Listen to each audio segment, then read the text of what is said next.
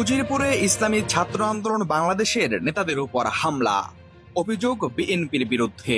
বরিশালের উজিরপুর উপজেলার বটাকোঠা ইউনিয়নে ইসলামী ছাত্র আন্দোলন বাংলাদেশের দুই নেতা হামলার শিকার হয়েছেন বলে অভিযোগ উঠেছে। হামলার জন্য বটাকোঠা ইউনিয়ন বিএনপির নেতাকর্মীদের দায়ী করছে সংগঠনটি। জানা গেছে, শনিবার দুপুরে বটাকোঠা ইউনিয়ন পরিষদ সচিবের সঙ্গে সাক্ষাৎ করতে যান ইসলামী আন্দোলন বাংলাদেশ ও ইসলামী ছাত্র আন্দোলনের কয়েকজন স্থানীয় নেতা। সাক্ষাতের এক পর্যায়ে তাদের সঙ্গে উপস্থিত স্থানীয় বিএনপি নেতাকর্মীদের কথা কাটাকাটি হয়। এর কিছুক্ষণ পরই হামলার ঘটনা ঘটে বলে অভিযোগ। এতে গুরুতর আহত হন ইসলামী ছাত্র আন্দোলন বাংলাদেশ বরিশাল জেলা শাখার সাহিত্য ও সাংস্কৃতিক সম্পাদক মোহাম্মদ ইয়াসিন হাওলাদার এবং বটাকোঠা ইউনিয়নের প্রশিক্ষণ সম্পাদক আবু সায়েম।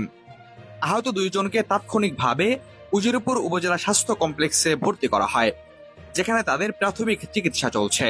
ঘটনার পর আহতদের দেখতে হাসপাতালে ছুটে যান ইসলামী ছাত্র আন্দোলন বাংলাদেশের বরিশাল জেলা সভাপতি এম সালাউদ্দিন।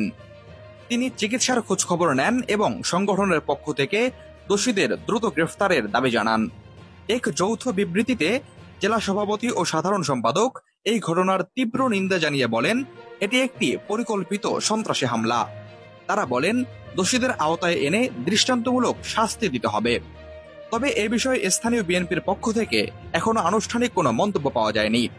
অভিযোগ সম্পর্কে জানতে তাদের সঙ্গে যোগাযোগের চেষ্টা চলছে। আহতদের দ্রুত আরোগ্য কামনা করেছে ইসলামী ছাত্র আন্দোলন বাংলাদেশ বরিশাল জেলা শাখা।